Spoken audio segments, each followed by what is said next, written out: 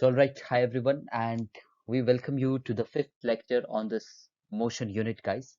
And before that, guys, I would just recommend you all to go through my previous sessions. You have to check down all my videos made on motion chapter, guys, so that you will have proper understanding. So before we begin with this session, do check those videos, guys. And here we will be talking about the free fall, that is the motion under gravity, right? And we will be solving some of the numericals based on the motion under gravity. So guys, here we have already talked in the previous lectures that when we talk about motion, we have to just relate all the parameters. So basically this relation of parameters was done by three equations, which was the equation of motion and S is equal to ut plus half at squared. This was the second equation. And the third one, 2as equals v squared minus u squared. So we will be using these three equations only to explore and understand the motion under gravity. So guys, what is motion under gravity? Let us first understand that. So guys, if let us suppose I'm standing on the ground and I'm just throwing a ball vertically high. So definitely I will need to provide some speed to this ball so that it will rise to some height and it will stop there. It stops at maximum height. It is to be remembered, guys. Stops at maximum height. So guys, this kind of motion, whichever is taking place, that is completely under the effect of the Earth's gravitational field. It is controlled by Earth's gravitational field. Because guys, I have just supplied velocity at this point A, but it stops at this point B. So which is the force which is causing it to stop? The Earth's gravitational pull, guys. So Earth's gravitational pull that acts in vertically downward direction. So here, when the ball moves up, that is when it goes from A to B, this force applied by Earth that acts as retardation, right? That acts as providing retardation to the object. In fact, the negative acceleration, which is meant by the retardation. And definitely what we have gone through, guys, when the acceleration will be negative or when it will be retarded, it will just retard the motion or it would stop the motion. And it is clearly visible that the motion of this ball is stopping at the position B. All right, so this is one simple example. Let us take another scenario. Let us suppose that I'm standing on the top of the building and I'm just dropping a ball. So guys, while I'm dropping a ball, it's just like the ball is at rest and its initial velocity has to be zero. So if I have drawn, that means my work is over. Now, which will do the work? Which will do the other actions? The Earth's gravitational pull, guys. So here the speed was zero, but as it moves down, its speed increases because of the Earth's gravitational force, which causes the ball to accelerate in vertically direction, right? So guys, this is an example of free fall. So now if I have to define free fall, what can I say? It is just the falling of object freely. Now what is meant by freely? That means only under the effect of gravity, under effect of gravity.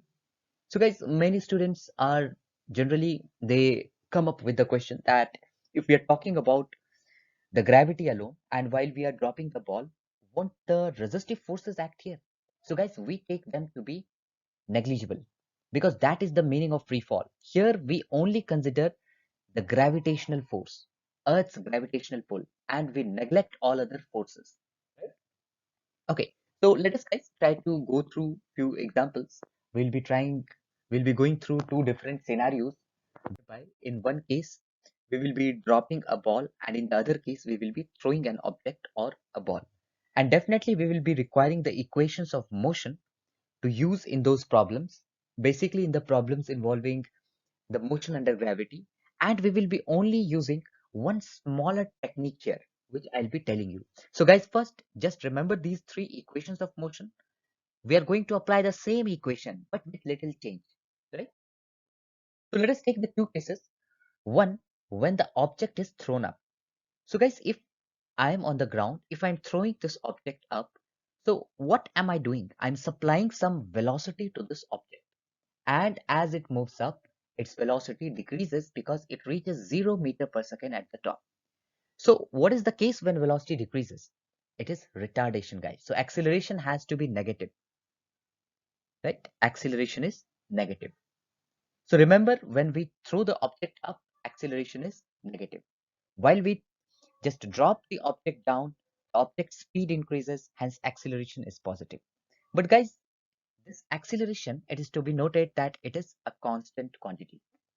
That's why we call it as acceleration due to gravity, denoted by the symbol g, and its value is 9.81 meter per second square, or to approximate it, we can take 10 meter per second square unless and until specified in the question, right? So just remember, when we throw the object up, take the acceleration as minus 9.8, right? And when we throw the object, or when we just drop the object down, or in the case of free fall, acceleration has to be plus 9.8 meter per second square. That is the only change that we need to bring in the equations of motion that we have gone through. Okay, so let us understand this concept with the help of two different problems. In one problem, we'll be throwing the object or the ball up, and in the other scenario, we'll be dropping the object from some height. So let us move ahead to the very first scenario. Here we will be talking about a ball being thrown up. So let us explore this question. A ball is thrown up. So let's make a rough sketch here, guys. A ball is thrown up in a vertically up direction with a velocity of 10 meter per second. That means, what is the initial velocity here? 10 meters per second. Because this is the velocity which I have supplied to the ball. Okay. Now we have to find out the height attained by the ball. So guys, if I'm throwing the ball, definitely it will reach some height and it will stop there. So when it stops at this point, we get the information about final velocity as 0 meter per second. And definitely this is some height which is covered by this ball, and that is equal to the displacement. So here what we need to take as acceleration, guys, very simple. In the upward direction, we need to take it minus 9.8 meter per second square. Now guys, we have V, we have A, we have U, and we can easily find out S. So guys, you must be clear as of now that we will be using 2as equals v square minus u square, the third law, because it's containing all the variables which are known except s, which can be solved and found.